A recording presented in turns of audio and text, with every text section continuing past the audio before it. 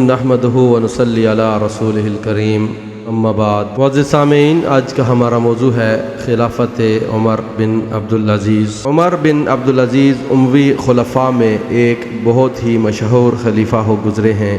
آپ کی خلافت کے بارے میں یہ کہا جاتا ہے کہ آپ کی خلافت راشدہ سے متماثل تھی۔ آپ کو پانچواں خلیفہ راشد بھی مانا جاتا ہے، کیونکہ آپ نے اپنے پہلے آنے والے خلفاء کے برعکس نہایت ہی عمدہ طریقے سے خلافت کے امور سر انجام دیے اور بعین ہی اسی طریقے پر نظام حکومت کو چلانے کی کوشش کی جیسے خلفاء راشدین نے اپنے ادوار میں خلافت کا نظام چلایا۔ آپ کی خلافت سن 99 ہجری سے 101 ہجری تک رہی۔ مصنف رقم تراز ہیں، عبد الملک بن مروان نے اپنے 4 لڑکوں کے حق میں اس ترتیب سے جانشینی خلافت کی وصیت کی تھی: پہلے ولید، پھر سلیمان، اس کے بعد یزید اور آخر میں مروان۔ سلیمان کی خلافت کو ابھی 1 سال بھی نہ گزرا تھا کہ مروان کا انتقال ہو گیا۔ سلیمان نے اپنے بھائی یزید کو نظر انداز کر کے اپنے بڑے لڑکے ایوب کو ولی عہد مقرر کر دیا۔ زیادہ دن نہ گزرے تھے کہ ایوب کا بھی انتقال ہو گیا۔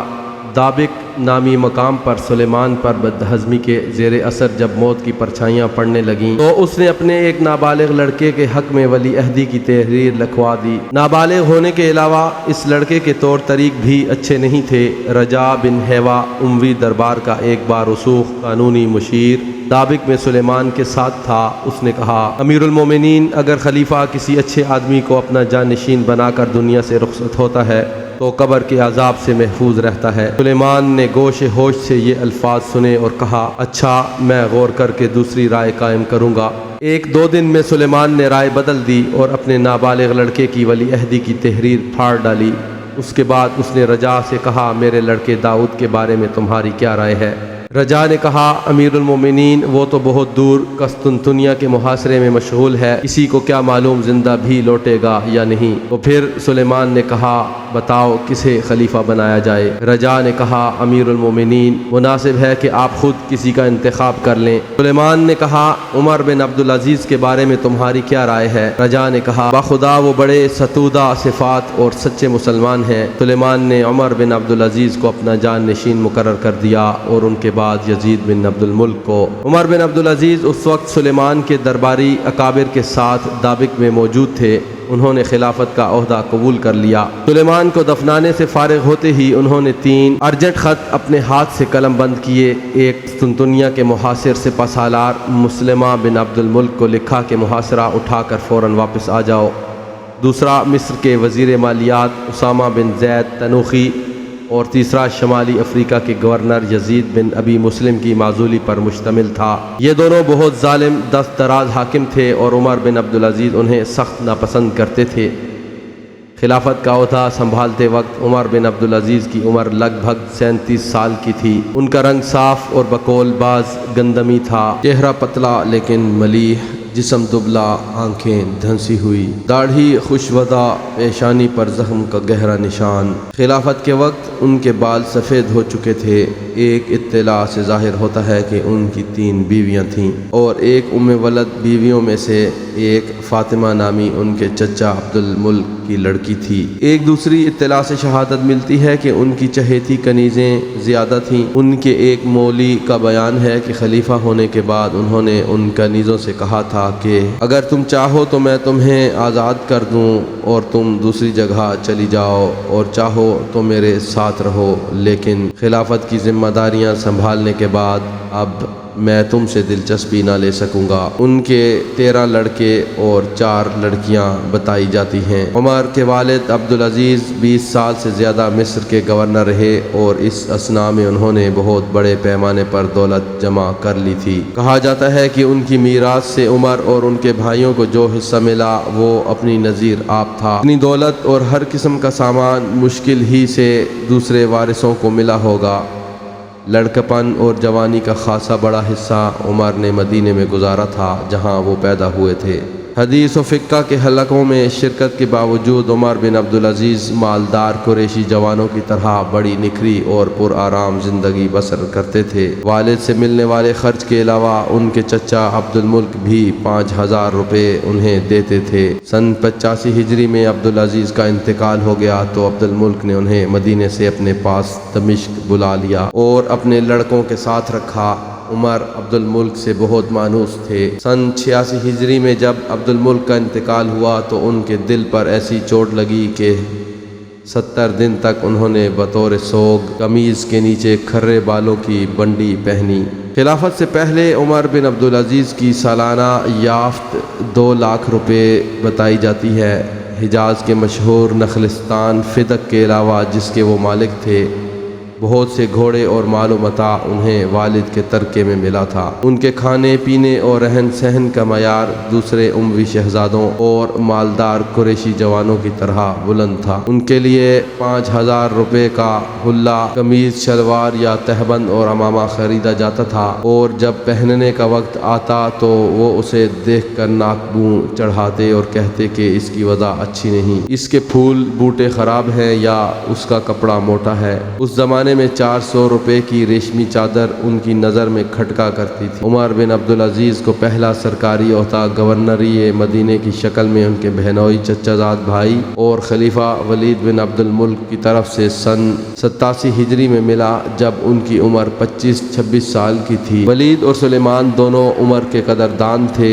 عبد الملک نے مرتے وقت دونوں کو حکومت کے معاملات میں عمر سے صلاح مشورہ کرنے کی تاکید کر دی تھی۔ مدینے کی گورنری کے وقت عمر بن عبدالعزیز ایسی شان و شوکت کی زندگی گزار رہے تھے کہ ان کا گھریلو سامان 30 اونٹوں پر مدینے بھیجا گیا تھا۔ مدینے پہنچ کر انہوں نے ولید کے حکم سے مسجد نبوی منہدم کرائی، اسے 80 زیادہ وسیع رقبے میں تعمیر کرایا۔ اس میں رسول اللہ صلی اللہ علیہ وآلہ وسلم کی ازواج اور دوسرے مقربین کے مکانات داخل کیے اور اس کی آرائش پر بہت سا روپیہ صرف کیا۔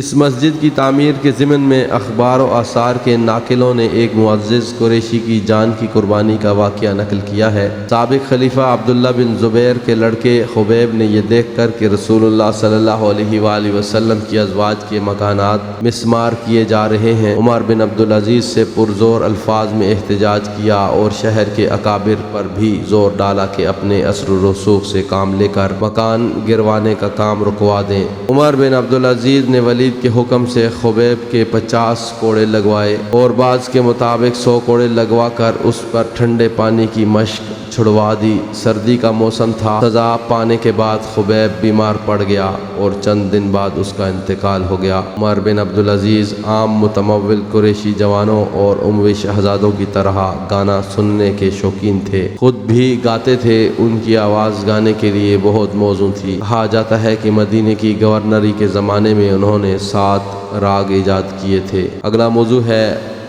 آپ کے اصلاحی و انتظامی اقدامات۔ سن 99 ہجری میں خلافت کا چارج لے کر عمر بن عبدالعزیز نے کثیر الجہاد اصلاحات کا بیڑا اٹھایا، لیکن یہ کام ابتدائی مراحل میں ہی تھا کہ ان کے خاندانی اکابر نے انہیں زہر دے کر موت کی نیند سلا دیا، جبکہ ان کی عمر 40 سال کی بھی نہیں ہوئی تھی اور خلیفہ ہوئے پورے 2.5 سال کا عرصہ بھی نہیں گزرا تھا۔ ان کی اصلاحی مہم کا سب سے اہم ہدف خلافت کا مالی شعبہ تھا۔ انہیں معلوم تھا کہ اموی خلفاء، اکابر اور قریشی زعیموں نے غیر مسلم شاہی گھرانوں کے املاک سے بڑی بڑی جاگیریں، باغ اور فارم اپنے تصرف میں لے لیے ہیں اور ان کی آمدنی سے بطن و فرج کے تقاضے پورے کرتے ہیں۔ وہ یہ بھی جانتے تھے کہ خلافت کے گورنر، سپہ سالار، سیکرٹری، منشی اور ٹھیکیدار سب سرکاری روپیہ خورد برد کرتے ہیں اور محصل و کلیکٹر ذمیوں کے ساتھ جزیے اور لگان کی وصولی میں دست درازیاں کر کے اپنی جیبیں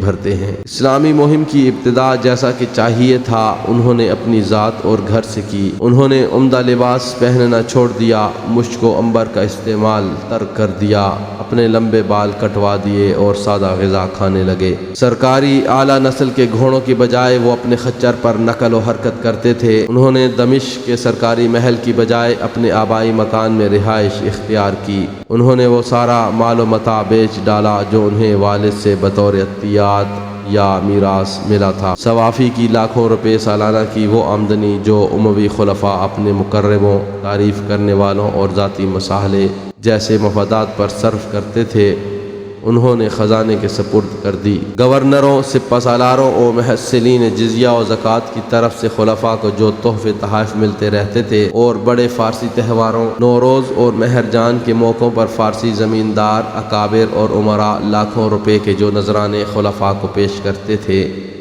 عمر بن عبدالعزیز نے لینا بند کر دیے۔ عمر بن عبدالعزیز خزانے سے اپنے ذاتی خرچ کے لیے 1000 روپے سالانہ لیتے تھے، اور یہ وہ رقم تھی جو ان کی حیثیت کے غازی مسلمانوں کو سرکار کی طرف سے بطور تنخواہ ملتی تھی۔ اس کے علاوہ ان کی 1000 روپے سالانہ آمدنی ایک مزروعہ اراضی سے بھی تھی جو انہوں نے اپنے ذاتی پیسے سے شام کے سویدا نامی بستی میں خریدی تھی۔ یہاں سے انہیں ایک بوری عمدہ کھجور بھی مل جاتی تھی۔ ابو بکر صدیق اور عمر فاروق رضی اللہ عنہ کے برخلاف عمر بن عبدالعزیز رضی اللہ اپنا اور متعلقین کا خرچہ بیت المال سے نہیں لیتے تھے۔ وہ اموی اکابر اور عمال کے سامنے قناعت کا نمونہ بن کر آنا چاہتے تھے۔ وہ 1000 روپے سالانہ جہادی تنخواہ اور 1000 جائیدادی آمدنی ہی پر اکتفا کرتے تھے، جس کا اوسط 250 روپے ماہوار سے بھی کم تھا۔ اپنی زندگی سادگی کے قالب میں ڈھال کر اور دیانتداری کے رنگ میں رنگ کر عمر بن عبدالعزیز گورنروں اور سپہ سالاروں کی طرف متوجہ ہوئے۔ عرب محصلین جزیہ و لگان مختلف عنوانوں کے تحت ذمیوں سے روپیہ وصول کر کے اپنی جیبیں بھر لیا کرتے تھے۔ اس کا علم خلفاء اور گورنروں کو تھا، لیکن وہ یہ ناجائز مواخذات بند کرنے پر قادر نہیں تھے۔ ذمیوں سے چھپا چوری روپیہ اینٹھا جاتا تھا۔ اگر کوئی ذمی افسران بالا سے شکایت کرتا تو اس کی زندگی کا قافیہ تنگ کر دیا جاتا تھا۔ ناجائز مواخذات میں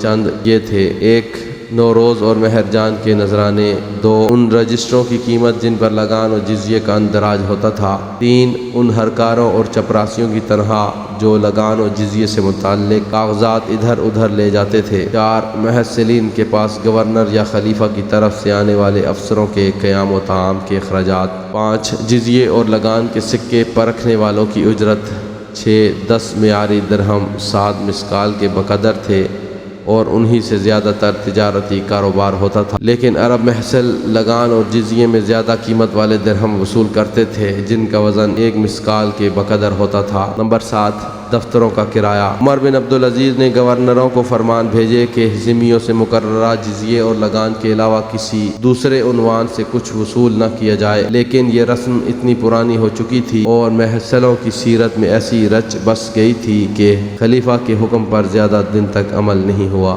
یمن میں 2 جابرانہ رسمیں جڑ پکڑ گئی تھیں۔ ایک یہ کہ محصلین لگان اگر فصل خراب ہو جاتی تب بھی ذمیوں کو پورا لگان دینے پر مجبور کرتے تھے۔ یمن میں بارش کی کمی یا فقدان کے باعث اکثر فصلیں خراب یا تباہ ہو جاتی تھیں یا پیداوار توقع سے بہت کم ہوتی تھی۔ ایسی صورت میں ذمی کاشتکار لگان میں تخفیف کے طلبگار ہوتے تھے، لیکن محصلین ان کے ساتھ رعایت نہیں کرتے تھے۔ دوسری جابرانہ رسم کا ہدف وہ مسلمان تھے جن پر زکوٰۃ واجب ہوتی۔ اگر ان کی فصلیں آسمانی حوادث یا پانی کی قلت یا کسی زراعتی وبا کے باعث خراب یا ضائع ہو جاتی تو محضر زکوٰۃ میں کوئی تخفیف نہ کرتے، لیکن اگر پیداوار توقع سے بہتر اور اندازے سے فزوں تر ہوتی تو زکوٰۃ کی شرح میں اضافہ کر دیتے۔ اس ظلم کی زکوٰۃ گزار داد فریاد کرتے، لیکن ان کی کوئی شنوائی نہیں ہوتی تھی۔ عمر بن عبدالعزیز نے یمن کے گورنر کو لکھا کہ دونوں رسمیں بند کر دی جائیں اور لگان و زکوٰۃ پیداوار کے تناسب سے وصول کی جائے۔ یہ حکم بھی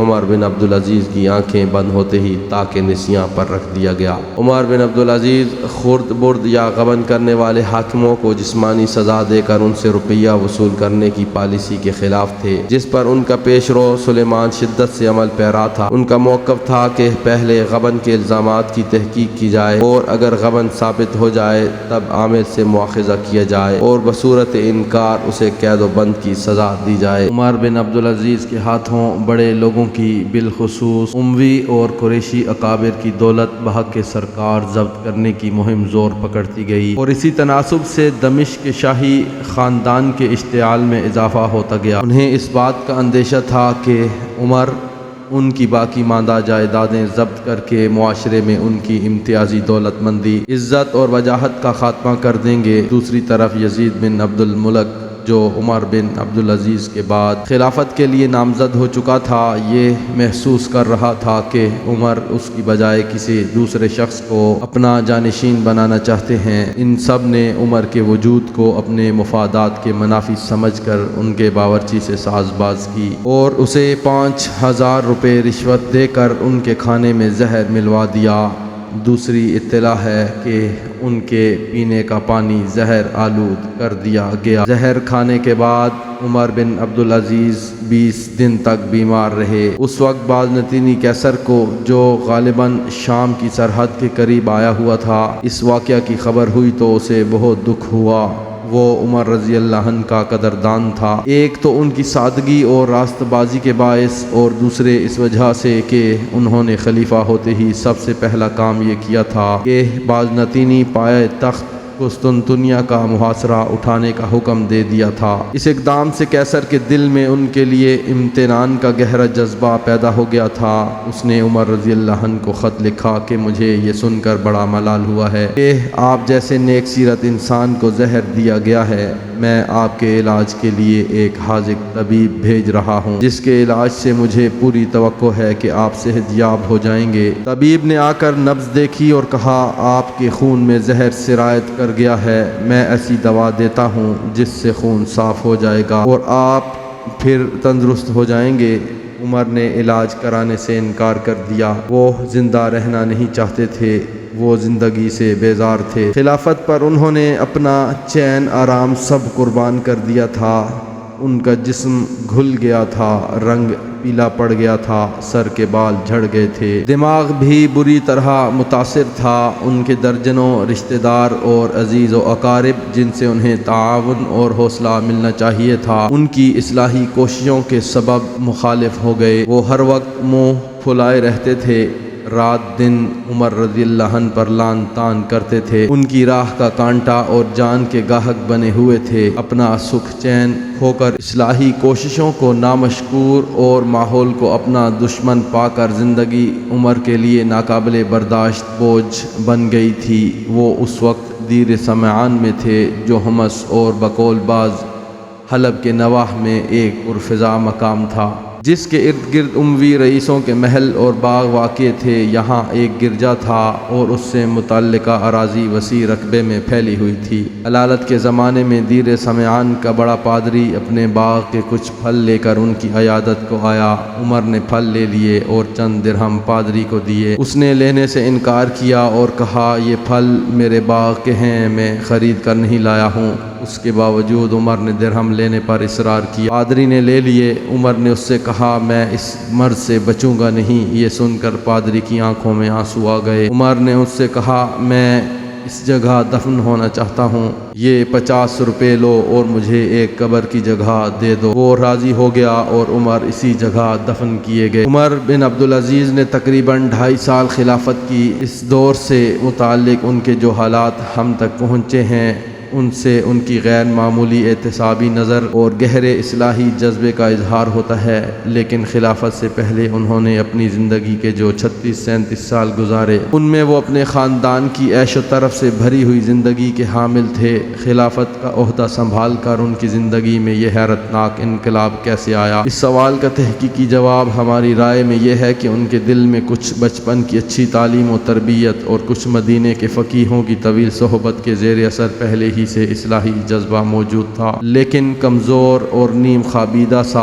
جسے غیر متوقع طور پر ملنے والی خلافت کے بے پایاں اختیارات کے احساس اور اچھے مشیروں کے حوصلہ انگیز تعاون نے اتنا طاقتور بنا دیا کہ اس نے خود ان کی زندگی اور خلافت کے ہر شعبے کو اپنی لپیٹ میں لے لیا۔ معزز سامعین، یہ تھی حضرت عمر بن عبدالعزیز کی خلافت اور اس کے احوال۔ اللہ تعالیٰ کی ہزاروں رحمتیں نازل ہوں حضرت عمر کی قبر پر۔ اگلی قسط کے ساتھ دوبارہ حاضر ہوں گا۔ جزاک اللہ خیر۔